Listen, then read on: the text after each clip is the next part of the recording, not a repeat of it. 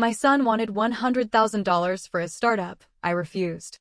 2 days later, his wife handed me coffee saying, "This one's just for you." The smell felt off, so I swapped it with her mom's an hour later. Hook. Imagine waking up to the chilling realization that the deadliest enemy you've ever known isn't some faceless monster, but the very person who calls you mom.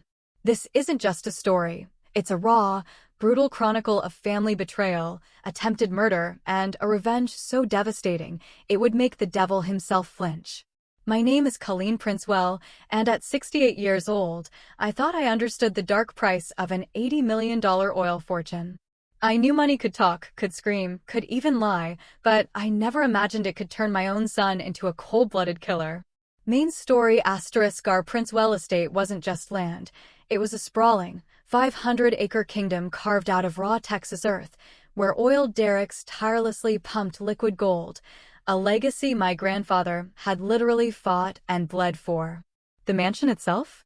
A monument to 3 generations of immense wealth, 14 rooms adorned with hand-carved mahogany, crystal chandeliers that glittered like frozen starlight, and Persian rugs that cost more than most people's entire homes. It was undeniably beautiful, breathtakingly imposing, and utterly, painfully lonely. My husband, Charles, had died 5 years prior, leaving me to helm an empire I'd never truly wanted. That Tuesday morning in October, it felt like any other. I was in my study, sifting through quarterly reports from our various oil fields, when the familiar rumble of Blake's BMW broke the morning quiet. My 35-year-old son rarely graced us with his presence without an ulterior motive, and as I watched him pull up the circular drive through the bay windows, I could practically feel the coiled tension in his shoulders, even from a distance.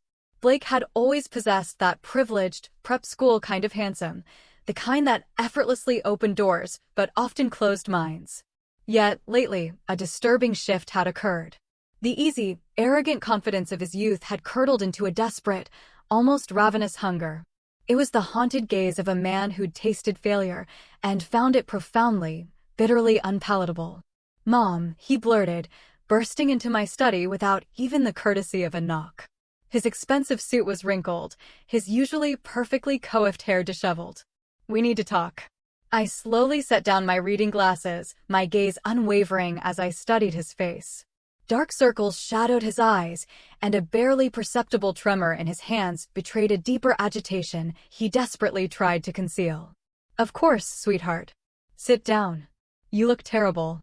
"Thanks for the pep talk," Blake muttered, collapsing into the plush leather chair opposite my mahogany desk. "Look, I'm going to cut straight to the chase. I need money. A lot of money." Here we go again, I thought, a weary sigh catching in my throat. Blake's various business ventures had a notorious history of requiring my financial intervention. His last brilliant startup, some app for rating restaurants, had bled me dry of $300,000 before folding spectacularly. Before that, it was a clothing line that never even made it past the design phase. Each colossal failure was meticulously followed by elaborate explanations about market timing and investor politics, but the bitter result was always the same. My bank account grew lighter, while Blake's promises grew emptier. "How much?" I asked, though deep down, I already suspected I didn't want to know the answer. $100,000. The number hung in the opulent air between us, as stark and chilling as the smoke from a gunshot. It was more than he'd ever dared to ask for before, and the casual, almost entitled way he uttered it, like he was ordering a cup of coffee, set off every single alarm bell in my head. "That's a substantial amount, Blake. What exactly is this new venture?" "It's a tech startup, a revolutionary online marketing platform that's going to change everything." His words tumbled out in a practiced, breathless rush, as if he'd rehearsed this very pitch countless times in front of a mirror. "My partner has connections with Fortune 500 companies, and we're projecting 7-figure profits in the first year alone." I'd heard variations of this song before, and it never, ever ended well. "Who's your partner?" Blake's eyes flickered, darting away from mine. "You don't know him. He's from California. Tech background, proven track record." "What's his name?" My voice was calm, but firm. "Mom, why does it matter? The opportunity is what's important here." His evasion was deafening. In my 30 years cross-examining witnesses as a prosecutor, I'd learned to instantly recognize the nascent sound of a lie being born. Blake was hiding something, and whatever it was, it required $100,000 to fix. Blake, we've had this conversation before, multiple times. I've supported your business dreams generously, and not a single one has ever succeeded. Perhaps it's time you tried building something with your own resources. The transformation was immediate. And frankly, terrifying. Blake's face darkened, contorting with a sudden, ugly fury. His hands clenched into white-knuckled fists in his lap. For a fleeting, chilling moment, I saw something in his eyes that vividly reminded me of his father, my ex-husband, who'd tried to manipulate me out of my inheritance before I finally divorced him 15 years ago. My own resources? Blake's voice rose to a near shout, laced with bitter contempt. What resources, Mom? I'm drowning here. Do you have any idea what it's like to live in the shadow of all this? He gestured wildly, encompassing the entire opulent study around us. Everyone expects me to be successful because I'm a prince. Well, but how can I compete when you control everything? I've given you every advantage, I countered, my voice steady despite the tremor in my heart. Advantages? Blake laughed, a harsh, humorless sound. You've given me just enough to fail spectacularly. Just enough to make me look like a spoiled rich kid who can't make it on his own, but never enough to actually succeed. The accusation stung, partly because it held a tiny, uncomfortable grain of truth. I had been careful about how much money I gave Blake, perhaps too careful. But I had seen too many wealthy families utterly destroyed by children who never learned the value of honest work. Blake, let's discuss this rationally. There's nothing to discuss. I need that money, and I need it now. This isn't a request, Mom. It's a necessity. His eyes narrowed, a cold, predatory glint I'd never seen before. Give me the money, Mom. You'll soon die anyway. My blood ran cold, my son. My own flesh and blood wanted me dead. Something in his tone wasn't merely the petulant demand of a spoiled child. This was something else entirely, something dangerously close to a threat. The answer is no, Blake. I won't be investing in another one of your ventures. He stood up so abruptly that his chair rocked violently backward. Fine. But don't come crying to me when you're older and alone because you chose money over family. The words landed like a physical slap, but it was the icy calculation in his eyes that truly terrified me. This wasn't anger anymore. This was something far, far worse. Blake, is there something you're not telling me? Are you in some kind of trouble? For just a split second, his mask slipped completely. I saw raw fear there, and desperation, and something that looked like genuine panic. But then the cold, hardened expression returned, and he headed for the door. Forget I asked, he said, without even turning around. I'll figure it out myself. As Blake's BMW roared down the driveway, kicking up a plume of gravel and dust, I sat alone in my study, feeling as though I'd just dodged a bullet I didn't fully comprehend. Something was profoundly wrong with my son. And whatever it was, it desperately required $100,000 to solve. I instinctively reached for the phone to call my private investigator, then hesitated. And set it down again. Blake was my son, my flesh and blood. Whatever trouble he was tangled in, I told myself, we could work through it together. That decision, born of a mother's lingering hope, would very nearly cost me my life. 2 days later, Blake returned, this time with his wife, Skylar. And immediately I knew this wasn't a social visit. Where Blake's previous approach had been desperate and direct, this felt chillingly calculated, strategically planned. They arrived at precisely 10 a.m., not early enough to seem overeager, not late enough to appear disrespectful. The timing felt deliberate, almost rehearsed. I watched from my kitchen window as they exited Blake's car. Even from a distance, Skylar commanded attention. She was beautiful in that sharp, expensive way that required considerable maintenance, platinum blonde hair that moved like silk, designer clothes that fit her model-thin frame perfectly, and an aura of icy confidence that stemmed from knowing she was the most attractive, most intimidating person in any room. Blake and Skylar had been married for 3 years, but I'd never felt truly comfortable around my daughter-in-law. There was something theatrical about her interactions with me, like she was playing a role rather than being herself. She always said exactly what people wanted to hear, but her eyes remained calculating and unnervingly cold. "Colleen, I hope you don't mind us dropping by," Skylar purred, gliding into my kitchen, carrying 2 steaming cups of coffee in delicate china mugs. She moved with the kind of practiced grace that made every gesture look like a performance. "I brought you something special." She was wearing a cream-colored dress that probably cost more than most people earned in a month, and her makeup was flawless despite the early hour. Everything about her appearance suggested someone who'd spent considerable time preparing for this visit. "I made this just for you," Skylar continued, extending one of the cups toward me with a smile that was all teeth and no warmth. "It's a special blend I picked up from that boutique coffee shop downtown. Ethiopian beans with Madagascar vanilla. I thought you might enjoy trying something new." The coffee smelled wrong. Not exactly bad, but sharp and bitter, with an unsettling, underlying chemical odor that vaguely reminded me of almonds mixed with something medicinal. After 30 years of prosecuting criminals, you develop an instinct for danger. Every nerve in my body was screaming that something was off, but I kept my expression neutral, my face a carefully constructed mask. "How thoughtful of you, dear," I said, accepting the cup while subtly studying Skylar's face. She was watching me with an intensity that felt predatory, like a cat watching a mouse approach a trap. Blake lingered by the kitchen doorway, and I noticed he wouldn't meet my eyes. His usual nervous energy had been replaced by a strange stillness that made him look like he was holding his breath. When I glanced at him, he quickly looked away, focusing on his phone with obvious discomfort. "Blake tells me you two had a little disagreement the other day," Skylar said, settling gracefully into the chair across from me with her own cup.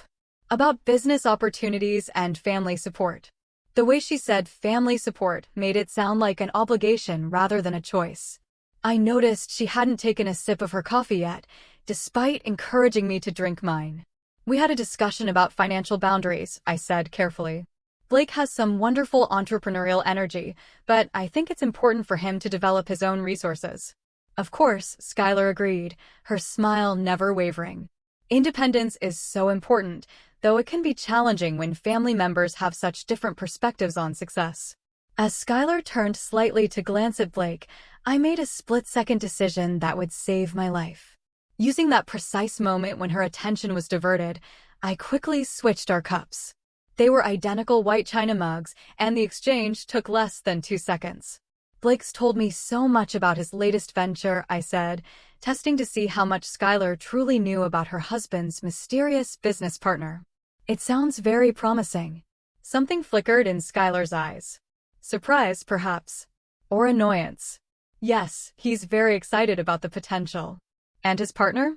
"Blake mentioned someone from California with tech experience." Skylar hummed noncommittally, raising her cup, which was now my original, poisoned one, to her lips.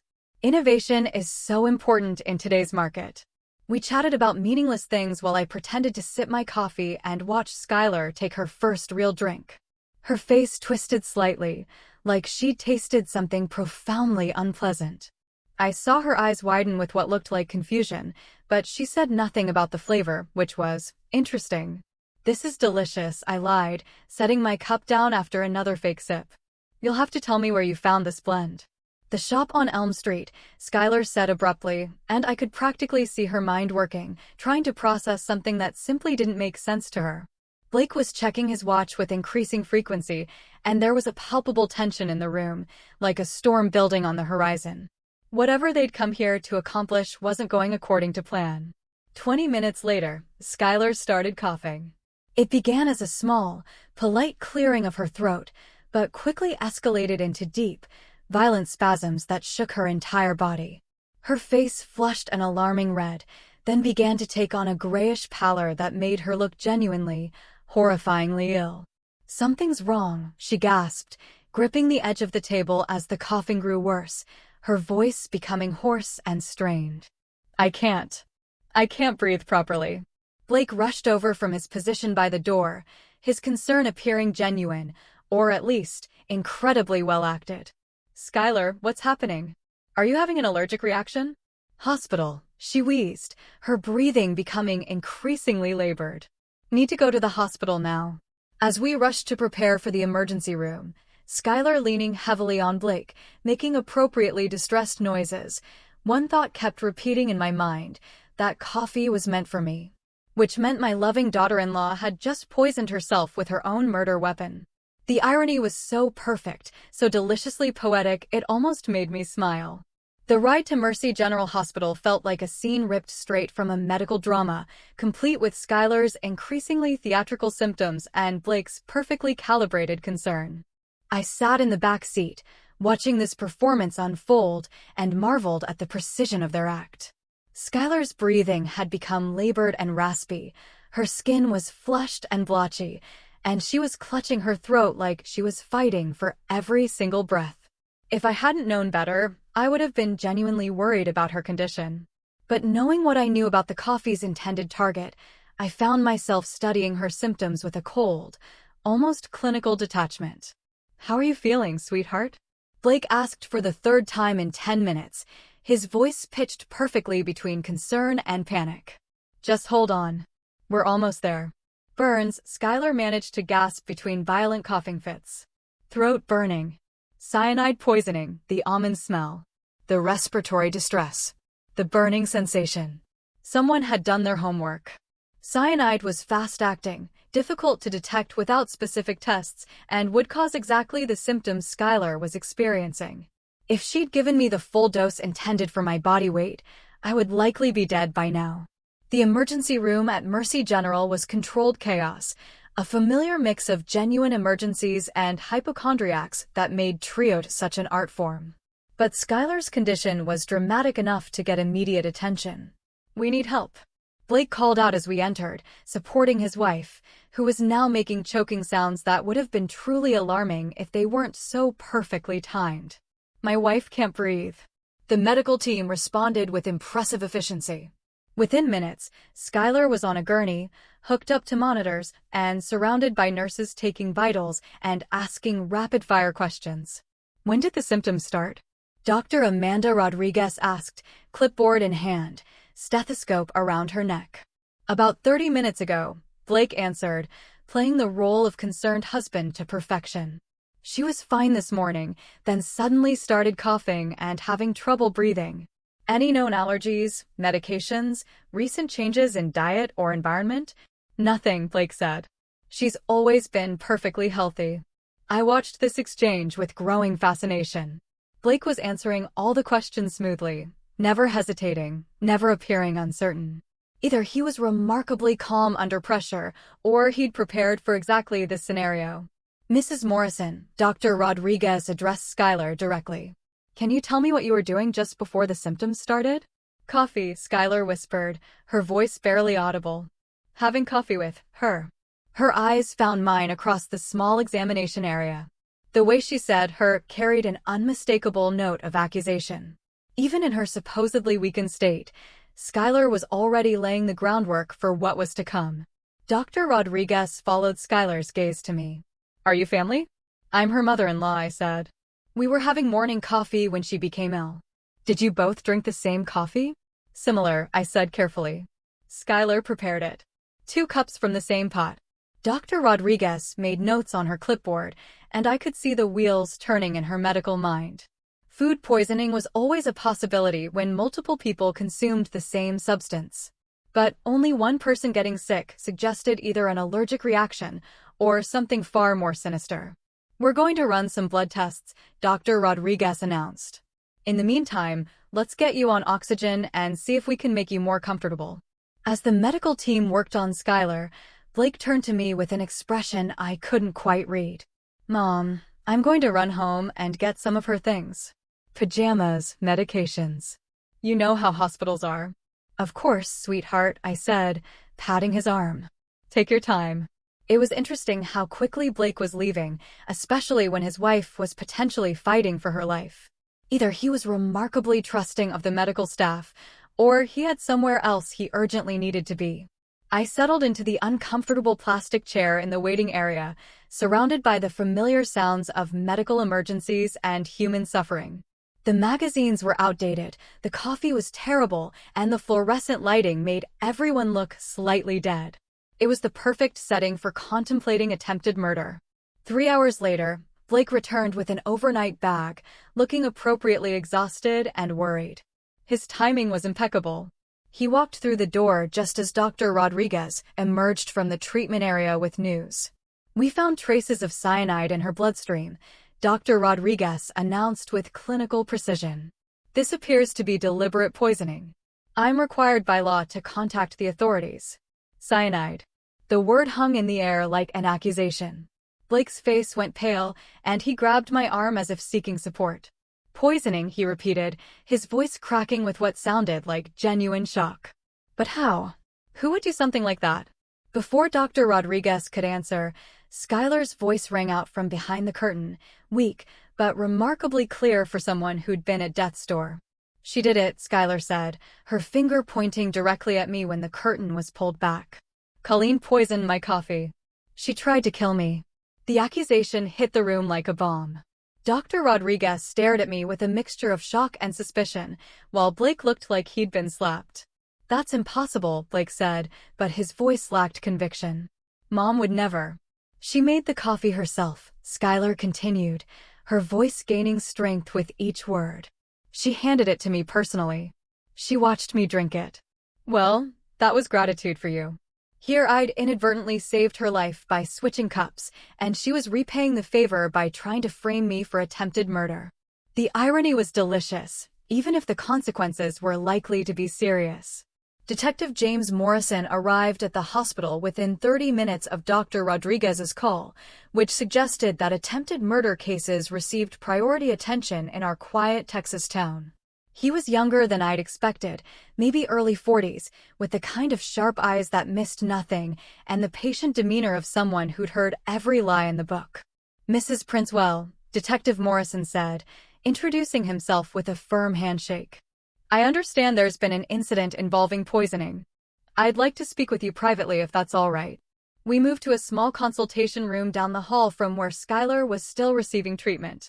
The room was sterile and windowless, designed for delivering bad news and uncomfortable conversations.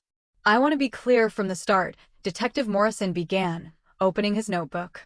"You're not under arrest and you're free to leave at any time, but I need to understand what happened here today." I told him exactly what had occurred: the strange smell in the coffee, my instinct to switch the cups, Skylar drinking what was originally meant for me. I kept my explanation factual and straightforward, the way I'd taught witnesses to testify during my years as a prosecutor. "Mrs. Princewell," Detective Morrison said when I finished, "if you suspected the coffee was dangerous, why didn't you simply refuse to drink it or warn Mrs. Morrison?" It was the logical question, and one I'd been preparing to answer since the moment Skylar started coughing. "I wasn't completely certain something was wrong," I said. "It was more of an instinct than a concrete suspicion. I thought switching the cups would be a way to test my concerns without creating unnecessary drama if I was wrong. And when Mrs. Morrison became ill, I realized my instinct had been correct. Someone had tried to poison me, and Skylar had accidentally become the victim instead." Detective Morrison made careful notes, his expression revealing nothing about whether he believed my story. "Who else knew you were having coffee this morning?" "Only Blake and Skylar." It was a spur-of-the-moment visit. "Had you been experiencing any threats lately? Anyone who might want to harm you?" I thought about Blake's desperate request for money and his angry departure 2 days earlier, but something held me back from mentioning it. Whatever my son was involved in, I wanted to understand it fully before involving the police. "Nothing specific," I said. "When you have significant wealth, you're always aware that some people might see you as a target." When Detective Morrison interviewed Blake, I could hear the conversation through the thin walls of the consultation room. My son's responses sent chills down my spine. "My mother's been acting strange lately," Blake said, his voice carrying clearly through the wall. "I mean, I don't think she'd actually hurt anyone, but she's been more paranoid than usual. Suspicious of everyone." "In what way?" "Just little things. Asking a lot of questions about Skylar's background, making comments about gold diggers and people who marry for money. I thought it was just normal mother-in-law stuff, but now." The doubt in Blake's voice was unmistakable. My own son was throwing me under the bus, creating reasonable doubt about my mental state and suggesting I might be capable of poisoning his wife. "Has she ever expressed any direct animosity toward your wife?" "She's never said anything outright hostile," but there's been tension. Mom can be very controlling when it comes to family money. She doesn't like anyone she thinks might be after her fortune. Each word was a carefully placed knife in my back. Blake was painting a picture of a paranoid, controlling old woman who might poison her daughter-in-law out of jealousy and suspicion. It was brilliant character assassination, and it was coming from my own child. When Detective Morrison returned to question me further, his entire demeanor had changed. The polite, professional courtesy had been replaced by a barely concealed suspicion. "Mrs. Princewell, I need to ask you some direct questions. Have you been concerned about your daughter-in-law's intentions regarding your family's wealth?" The question was clearly based on what Blake had told him. I chose my words carefully. I think it's natural for any parent to be protective of their family's assets, but I've never had any specific reason to distrust Skylar. Your son mentioned that you've been acting more suspicious lately. Is there any truth to that? I don't believe I've been acting any differently than usual. Blake may be interpreting normal caution as suspicion. Detective Morrison made more notes, and I could see him building a case in his mind. Wealthy older woman, suspicious of young daughter-in-law. History of controlling behavior around money. Opportunity and means to commit poisoning. Mrs. Princewell, I'm going to need to examine your home as part of this investigation. Do I have your permission to conduct a search? I knew I could refuse and demand a warrant, but that would only make me look more guilty.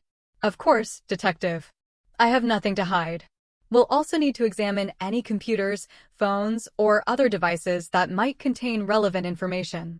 Whatever you need, Detective. As we prepared to leave the hospital, I caught one last glimpse of Skylar through the gap in her room's curtain. She was sitting up in bed, no longer appearing to struggle for breath, engaged in quiet conversation with a nurse. When she saw me looking, she offered a small, satisfied smile that made my blood run cold. That smile told me everything I needed to know. This wasn't over. In fact, it was just beginning. The search of my home was thorough, professional, and utterly devastating. Detective Morrison arrived with a full forensics team and a warrant that gave them permission to examine every inch of my property. I watched from my living room as strangers in latex gloves went through my most personal possessions, looking for evidence that I was a would-be murderer. "We appreciate your cooperation, Mrs. Princewell," Detective Morrison said as his team spread throughout the house. "This should only take a few hours." I sat in my study, the same room where Blake had demanded money just 3 days earlier, and tried to process how quickly my life had spiraled out of control.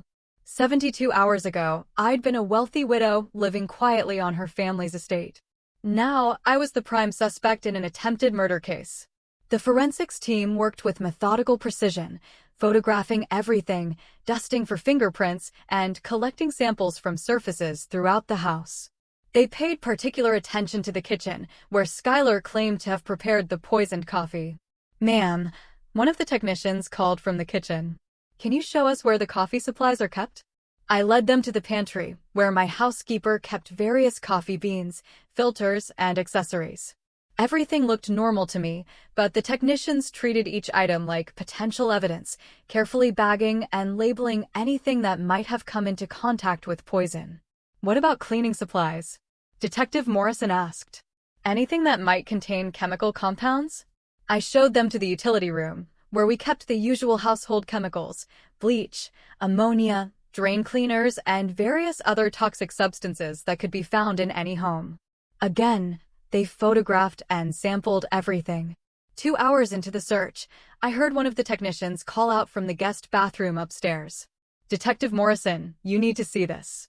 The excitement in his voice made my stomach clench. I followed Detective Morrison upstairs, dreading what they might have found. In the guest bathroom, a room I rarely used and hadn't even entered in weeks, they discovered a small glass vial hidden behind the medicine cabinet. The vial contained traces of a clear liquid, and beside it was a handwritten list that included Skylar's name, along with what appeared to be dosage calculations. "Mrs. Princewell," Detective Morrison said, holding up an evidence bag containing the vial and list. "Can you explain these items?" I stared at the evidence, feeling the world tilt around me. The handwriting on the list looked remarkably similar to mine, though I had no memory of writing anything like it. The vial was completely unfamiliar. I've never seen either of those items before, I said, my voice sounding strange and distant to my own ears. This is your handwriting, isn't it? Detective Morrison pressed, showing me the list more closely.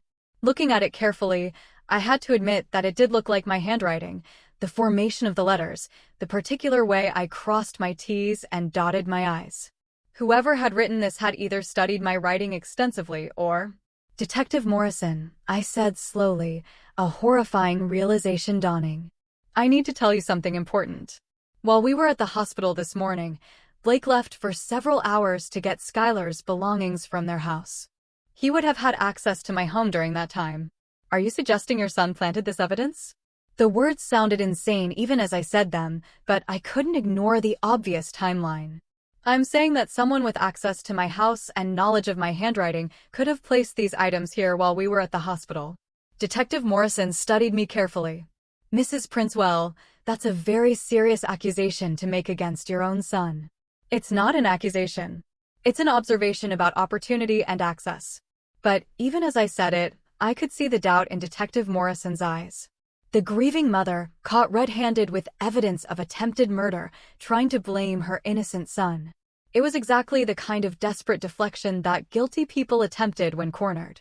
We'll be taking these items for analysis, Detective Morrison said, sealing the evidence bags along with samples of your handwriting for comparison. Of course, Mrs. Princewell, I have to ask. Do you own any firearms? The question caught me off guard. Yes, I have a pistol in my bedroom safe. Why? We'll need to examine that as well. I led them to my bedroom and opened the safe, revealing a .38 caliber revolver that Charles had insisted I keep for protection. The gun was exactly where I'd left it, and I couldn't imagine how it related to a poisoning case. Has this weapon been fired recently? Detective Morrison asked. Not in over a year. I occasionally take it to the shooting range for practice, but I haven't done that in months. They bagged the gun anyway, along with the box of ammunition from the safe. I was beginning to understand that in a criminal investigation, everything was potentially relevant until proven otherwise.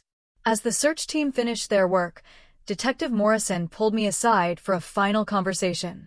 Mrs. Princewell, based on what we found today, I need to inform you that you're now considered a person of interest in this case. I strongly recommend that you contact an attorney. Am I under arrest? Not at this time, but I advise you not to leave town without notifying my office. After the police left, I walked through my home, seeing it with new eyes, rooms that had been photographed and searched, surfaces that had been dusted for fingerprints, possessions that had been examined for evidence of criminal intent. My sanctuary had been violated, and I felt like a stranger in my own house. But more than that, I felt the weight of betrayal settling on my shoulders like a lead blanket. Someone had planned this meticulously, planting evidence that would point directly to me while crafting a perfect cover story. And the only person who'd had the opportunity, access, and knowledge to do it was my own son. That night, I sat in my study with a glass of wine, staring at the oil derricks visible through my window. The mechanical pumps continued their steady rhythm, extracting wealth from the earth, just as they had for 3 generations.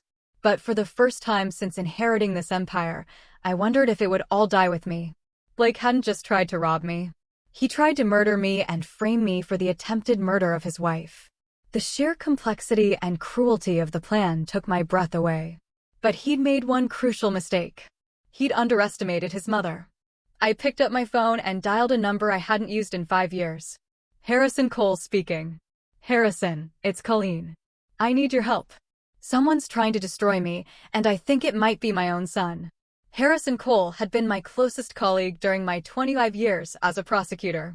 And more importantly, he was the only person who truly understood how my mind worked. If anyone could help me navigate this nightmare, it would be him. Tell me everything, Harrison said, his voice immediately shifting to the sharp focus I remembered from our courtroom days. Don't leave out a single detail.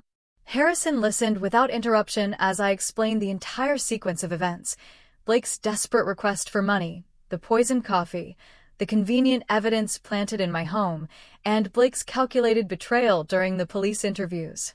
Jesus Christ, Harrison said when I finished. If Blake is behind this, we're dealing with attempted murder and conspiracy charges. This isn't just about money anymore. I know. The question is how to prove it. First things first, you need criminal defense representation immediately. I'm going to call Marcus Webb.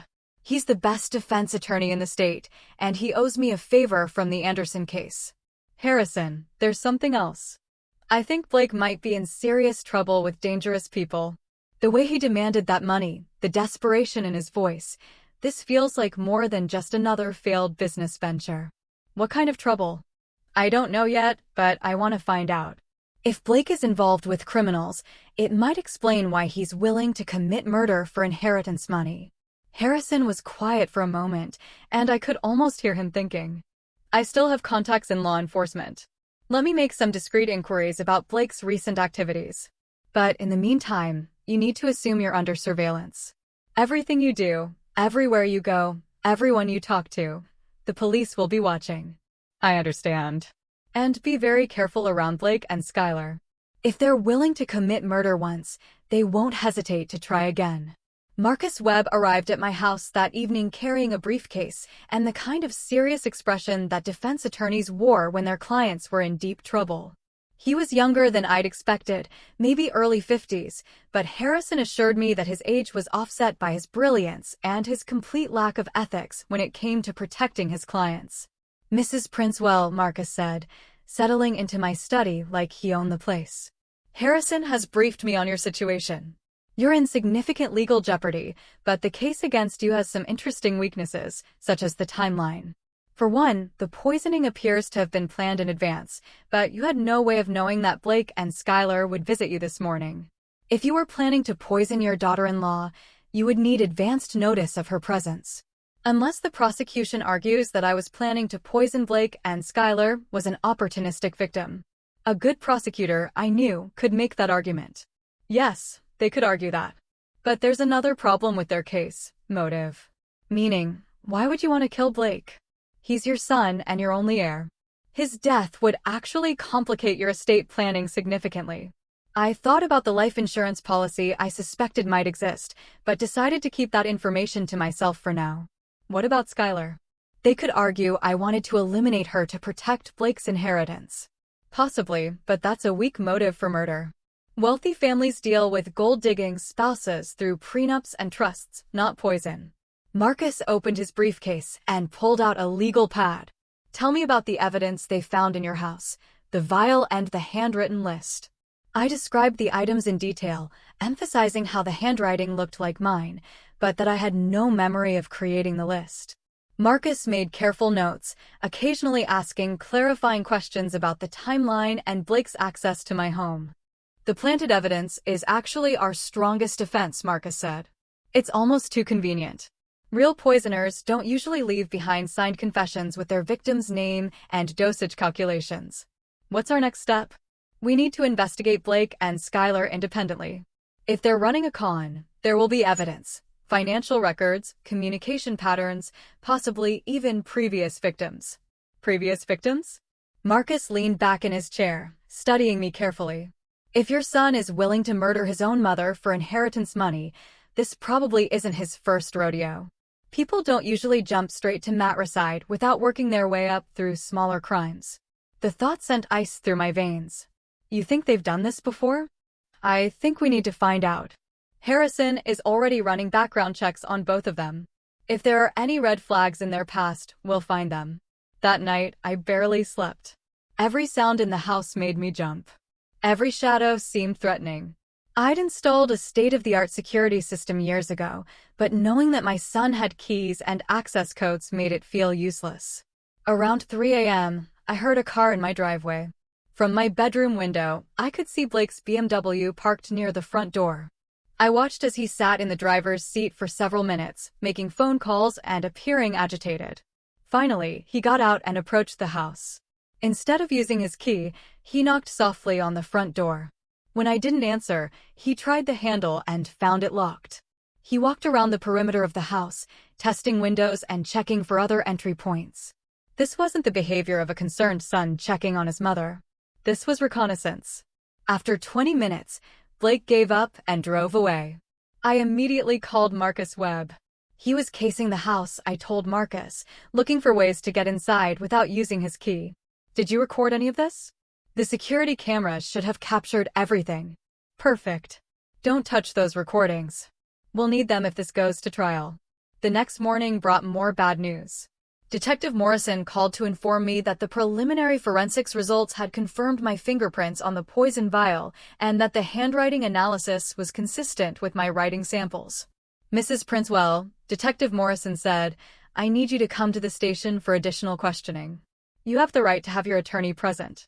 Marcus, I whispered into the phone, they're moving faster than I expected. This feels like they're building toward an arrest. We need to accelerate our own investigation. That afternoon, as Marcus and I sat in the police station waiting room, I felt the walls closing in around me. The evidence against me was circumstantial, but compelling. I had motive, protecting family wealth, means, access to poison, and opportunity, preparing the coffee. The planted evidence provided the smoking gun that would convince a jury of my guilt. Mrs. Princewell, Detective Morrison said, when we were finally called into the interview room. We've received additional forensic results that I think you should be aware of. Marcus leaned forward slightly. What kind of results? The poison found in Mrs. Morrison's bloodstream is an exact match for the substance in the vial recovered from Mrs. Princewell's home. We also found traces of the same substance on a coffee mug in Mrs. Princewell's kitchen. My heart sank. They'd found physical evidence linking me directly to the crime. Even if I could prove the evidence was planted, it would be difficult to convince a jury that someone had gone to such elaborate lengths to frame me. Detective Morrison, Marcus said smoothly. My client maintains her innocence. This evidence is clearly the result of contamination or tampering. By whom? By the real perpetrator who had access to Mrs. Princewell's home while she was at the hospital. Detective Morrison looked skeptical. You're suggesting that someone else poisoned Mrs. Morrison, then broke into Mrs. Princewell's house to plant evidence? I'm suggesting that the timeline and circumstances don't support the conclusion that my client is guilty of this crime. But I could see in Detective Morrison's eyes that he'd already made up his mind. To him, I was a wealthy old woman who tried to murder her daughter-in-law and was now desperately trying to blame her innocent son. Mrs. Princewell, Detective Morrison said, based on the evidence we've gathered, I'm placing you under arrest for attempted murder. As the handcuffs clicked around my wrists, I looked at Marcus and saw my own fears reflected in his eyes. Blake and Skylar had played this perfectly, and I was about to pay the price for underestimating my own family. But as they led me toward the patrol car, one thought kept me from despair. They'd made one crucial mistake. They'd left me alive. And as long as I was breathing, I wasn't finished fighting. The county jail was everything I'd expected and worse. Gray concrete walls, fluorescent lighting that made everyone look dead, and the constant sound of metal doors slamming shut. I'd sent enough criminals to places like this during my career, but experiencing it firsthand was profoundly different. My cellmate was a woman named Maria Santos, arrested for check fraud, and surprisingly philosophical about the experience. First time? She asked as I tried to make myself comfortable on the narrow bunk. Unfortunately, yes. What did you do? They think I tried to poison my daughter-in-law. Maria whistled low. Family drama. That's always the messiest kind of crime. I didn't do it. Honey, everybody in here didn't do it. But the real question is, can you prove you didn't do it? That was exactly the question keeping me awake at night. Marcus had warned me that proving innocence was much harder than establishing reasonable doubt, especially when the evidence was as seemingly solid as what they'd assembled against me. The bail hearing was set for Monday morning, 3 days away. Marcus was confident he could get me released, but the prosecution was arguing that I was a flight risk due to my substantial wealth and that I posed a danger to potential witnesses. The district attorney is treating this like a high-profile case, Marcus explained during one of his visits. They think convicting a wealthy oil heiress will be good publicity. What about our investigation into Blake and Skylar? Harrison is making progress, but it's slow going. We've confirmed that Blake has significant gambling debts, over $300,000 to some very unsavory people. That gives him clear motive for needing money quickly. $300,000? The number staggered me. How did he accumulate that kind of debt? High-stakes poker games, sports betting, some kind of cryptocurrency speculation that went wrong. The point is, he was desperate enough to do something drastic. What about Skylar? Marcus's expression darkened. That's where it gets interesting. Skylar Morrison doesn't exist. I felt my pulse quicken. Huh? What do you mean? The identity is fake. Created about 4 years ago with forged documents and a fabricated background. Harrison traced her real identity to a woman named Victoria Sterling, who has a criminal record in 3 states. What kind of record? Identity theft, fraud, and get this, suspected involvement in a suspicious death of an elderly man in Arizona. The case was never prosecuted due to lack of evidence, but the pattern is clear. Suddenly, everything made sickening sense. Blake hadn't just married a beautiful woman. He'd married a professional criminal who specialized in exactly the kind of scheme they tried to pull on me. So, this was planned from the beginning? It looks that way. Victoria probably targeted Blake because of his family wealth, then manipulated him into helping her gain access to you. But why try to kill me? Why not just wait for me to die naturally and inherit everything? Marcus pulled out a folder from his briefcase. Because Blake isn't your heir anymore. I stared at him in confusion. What are you talking about? Harrison did some digging into your estate planning. 3 months ago, you updated your will to establish a charitable foundation instead of leaving everything to Blake. If you died today, Blake would inherit nothing. The memory came flooding back. I'd been concerned about Blake's spending habits and his series of failed business ventures. My estate attorney had suggested creating a foundation that would provide Blake with a comfortable income while ensuring the bulk of the principal fortune would be used for charitable purposes. Blake knows about the will change, Marcus continued. Your attorney's office confirmed that Blake called asking about your estate plans about 6 weeks ago. So, he knew that killing me wouldn't get him the inheritance, right? But if you were convicted of attempting to murder Skylar, the will could be challenged on grounds of mental incompetence or criminal behavior. Blake could argue that you weren't of sound mind when you changed the will. The complexity of their plan was staggering. They hadn't just tried to kill me.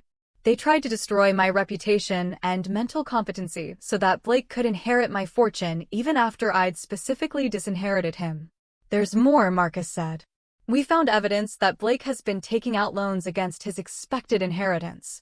He owes money to several legitimate lenders and some very illegitimate ones. If he doesn't inherit your estate, he's not just broke, he's in physical danger from the people he owes money to. Exactly. These aren't the kind of creditors who accept payment plans. I spent that night staring at the ceiling of my cell, processing the full, horrifying scope of Blake and Victoria's betrayal. My son hadn't just been involved, he was capable of anything. But knowledge was power, and now I had the ammunition I needed to fight back.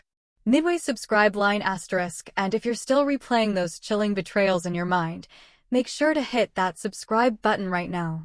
Trust me, you won't want to miss what happens next, because this is where Colleen Princewell stops being a victim and starts hunting. Maria, I said to my cellmate around 2 a.m., what do you know about getting revenge on people who try to destroy your life? She rolled over and looked at me with new interest. Honey, that depends on how far you're willing to go and how much money you've got to spend. I have more money than I know what to do with, I replied, my voice hard, and after what they've put me through, I'm willing to go pretty far. Maria smiled, and it wasn't a pleasant expression. In that case, you and I need to have a very interesting conversation. The bail hearing was a media circus. News vans lined the street outside the courthouse, and reporters shouted questions as Marcus escorted me through the crowd. Oil heiress accused of poisoning daughter-in-law was the headline on every local news station, and I could see the story spreading to national outlets. Blake and Skylar were in the courtroom, sitting in the front row with their attorney. Skylar looked appropriately frail and victimized, while Blake played the role of the devastated son, torn between loyalty to his mother and justice for his wife.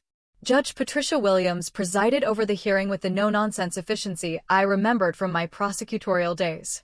She listened to the arguments from both sides, reviewed the evidence, and set bail at $2 million, high enough to make a statement, but not so high as to be punitive. The defendant will surrender her passport and submit to electronic monitoring, Judge Williams announced. She is not to have any contact with the alleged victim or any witnesses in this case. As I was processed for release, Marcus pulled me aside with urgent news. Harrison found something big, he said quietly. Victoria Sterling's real name is Rebecca Martinez, and she's wanted by the FBI for a string of similar crimes across multiple states. The FBI? I gasped. She's been running the scam for over a decade. Elderly victims in Arizona, New Mexico, Texas, and California. Always the same pattern: marry into money, kill the spouse, inherit the wealth, and disappear. How many victims? At least 7 that we can confirm. Maybe more. The scope of Victoria's criminal enterprise was staggering. She wasn't just a con artist. She was a serial killer who'd turned murder into a business model. Where is she now? That's the problem. After your arrest, both Blake and Victoria disappeared. Their house is empty. Bank accounts are closed, and nobody knows where they went. My blood ran cold. They're running. It looks that way. But here's the thing. We've been in contact with the FBI, and they're very interested in finally catching Rebecca Martinez. They're willing to work with us. What does that mean for my case? If we can prove that Rebecca Martinez poisoned herself as part of an elaborate frame job, your charges will be dropped immediately. But we need to find her first. That evening, I sat in my study with an electronic monitoring bracelet around my ankle, feeling like a prisoner in my own home.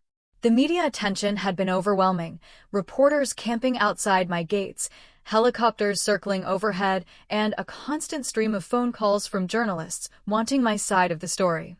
I refused all interviews, but I watched the coverage with growing anger.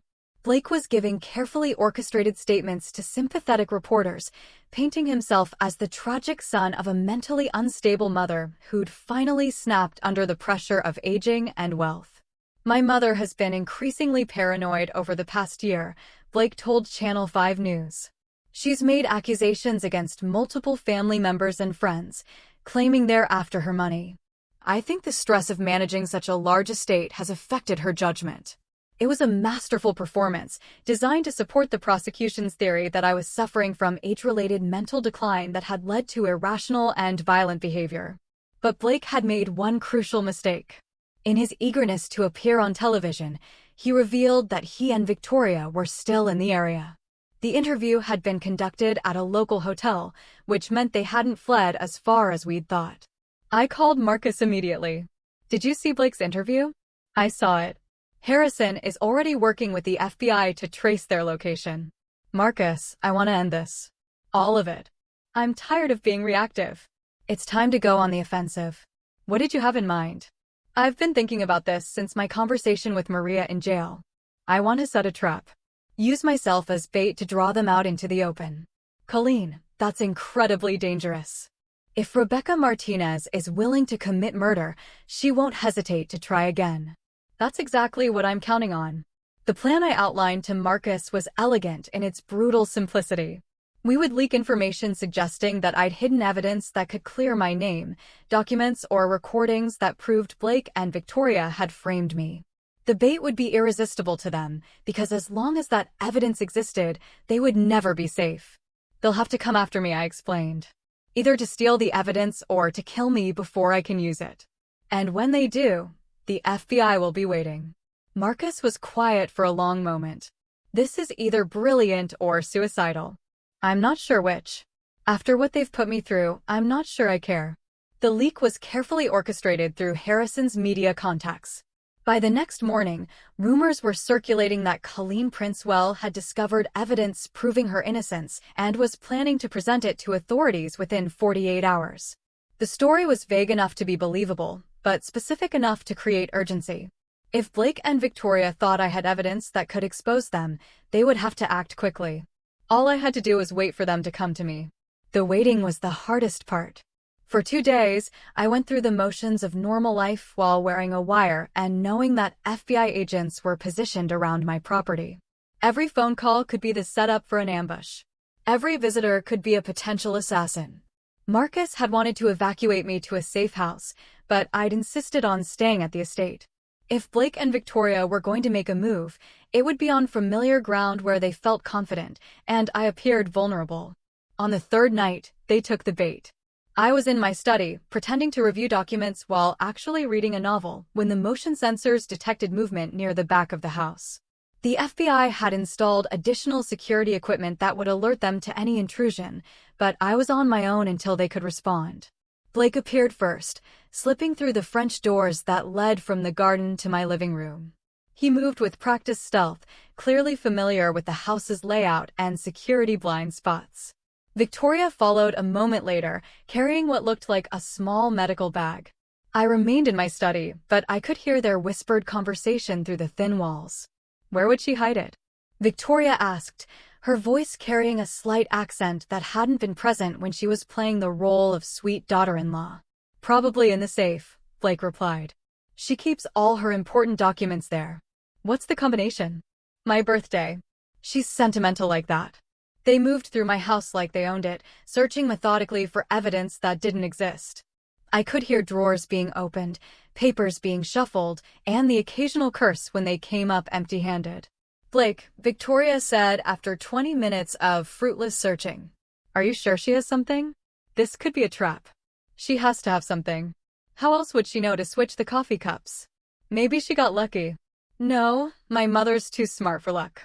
She figured something out, and now she's planning to use it against us.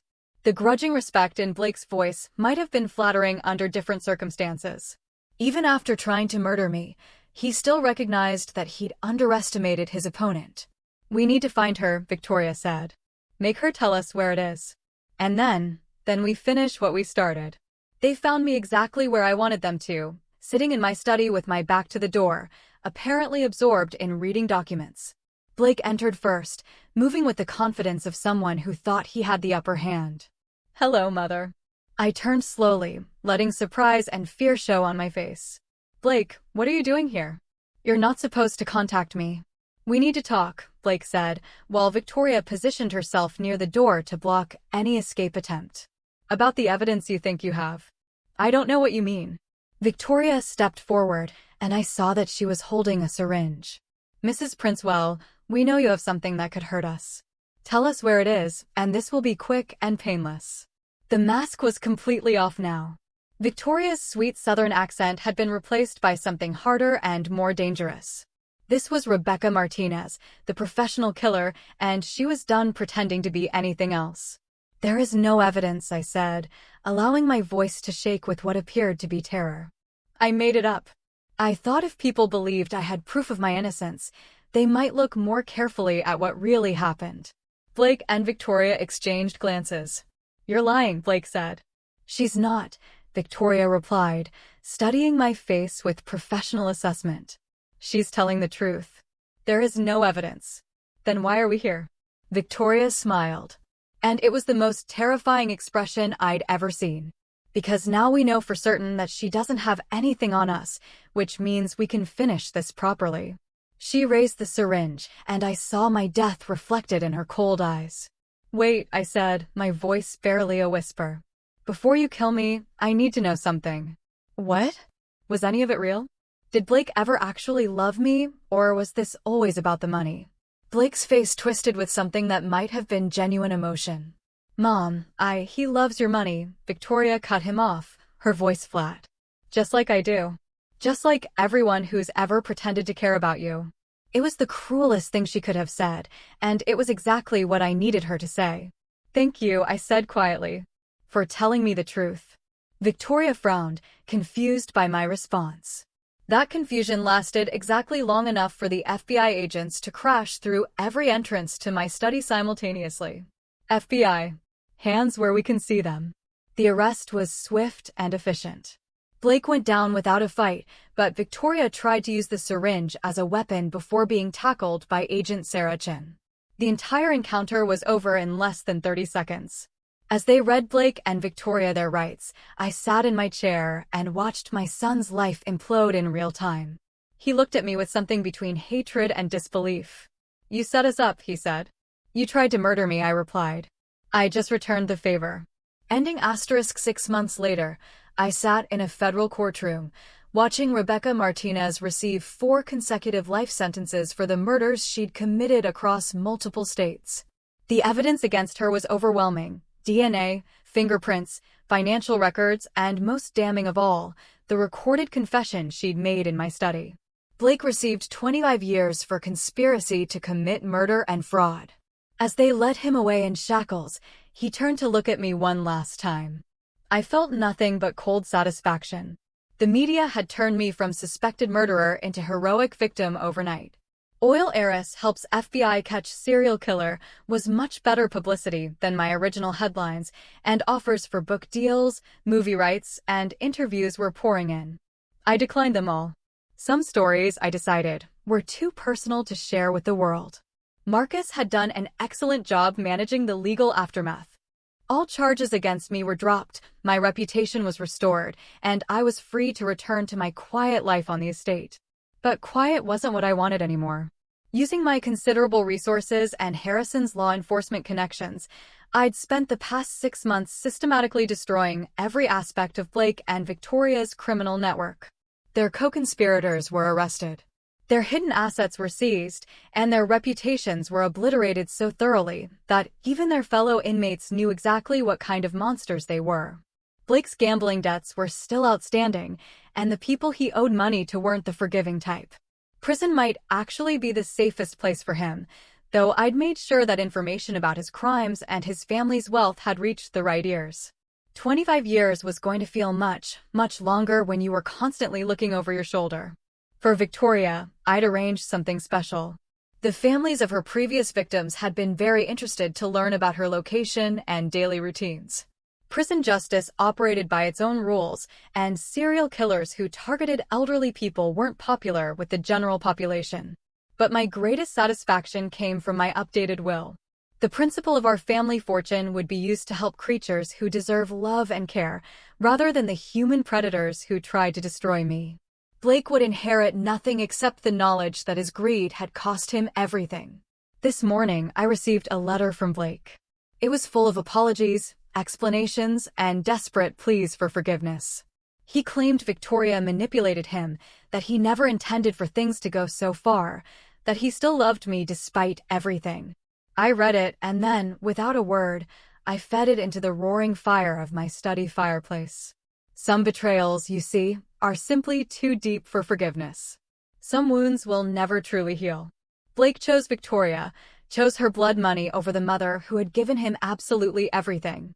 Now he would live with the consequences of that choice. As I sit here, in my study, gazing out at the relentless rhythm of the oil derricks, those same pumps that have provided wealth and security for 3 generations of Prince Wells, I feel something I haven't experienced in months, a profound, quiet peace. This estate, my home, no longer feels tainted by the presence of those who saw me as nothing more than a source of money to be plundered. The rooms now echo only with memories of better times, when family meant something more sacred than a financial opportunity. I've hired a new housekeeper, upgraded my security systems, and every single lock has been changed. Blake's keys no longer work here. He will never set foot in this house again.